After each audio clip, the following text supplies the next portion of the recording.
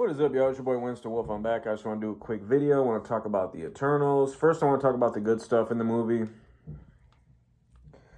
Okay, now that we got that out the way, let's talk about the rest of the movie. It is a boring, steaming pile. I would say a steaming pile is probably has more action and more exciting than that because there's actual steam and flies buzzing around it. This movie makes Captain Marvel look like Citizen Kane. It makes The Dark World look like The Godfather. I'm not joking around. This movie is terrible, and I'm gonna be transparent with you. I couldn't watch the whole movie. That's how bad it was. That's how bad it was. I have to go to bed early. I gotta wake up around 4 in the morning. So I was willing to cut into some of my sleep time and be miserable tomorrow to watch this movie, but I could not do it. It is one of the most boring movies I've seen in a long, long time. And I think Marvel, because I remember seeing the trailer for that piece of garbage movie that the director did, that she won an Oscar of. And I remember just looking at that, just being like, who would put up money for just some self-important, pretentious, boring, like when you go see a movie, you want to be entertained, you want to have that whole experience. When you're walking out of the movie theater, you just want to turn to the person that you're with, and talk about it and just talk about the moments that you liked and just, you're on a high, you have a buzz when you see a good movie and you leave. I mean, is the thirst for an Oscar or a Golden Globe, is it that much? Is it that big to where Marvel has to just straight, with these recent string of movies of just with, the forced diversity and just all this, is it really that worth it to ruin the whole decade of just greatness? I mean, again, you had Captain Marvel, you had The Dark World, but come on, out of 20-something movies, that's pretty good batting average. But what they're doing now is just, man, I'm not even going to say goodwill with the fans. It was love with the fans. And you're just throwing that all away. You just don't care anymore. You do care, you just care about the wrong things.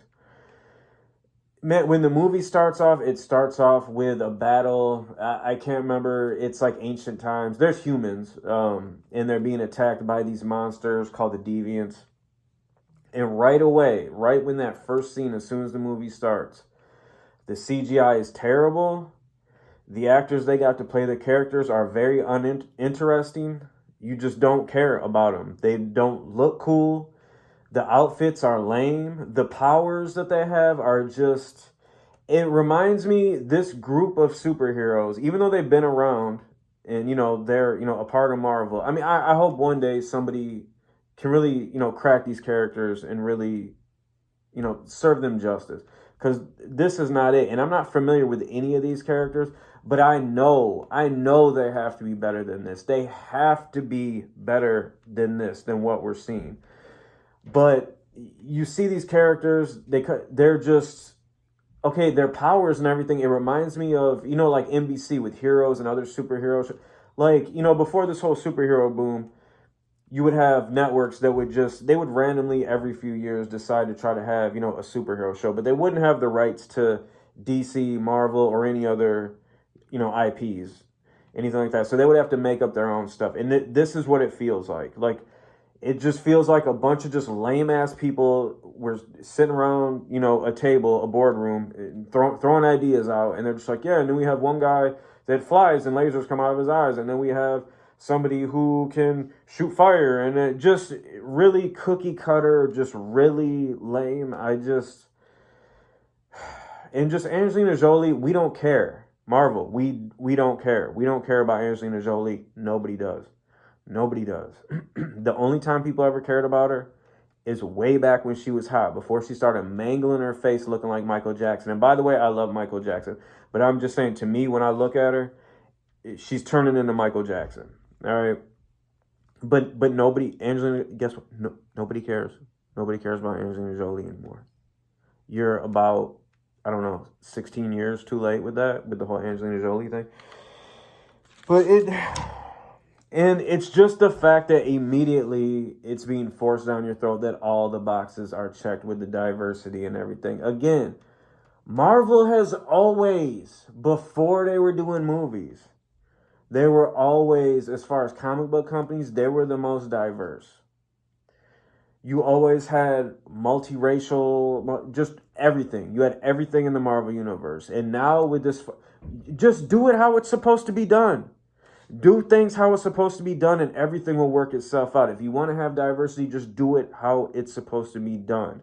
Honor what the characters and the stories are supposed to be and how the creators made them.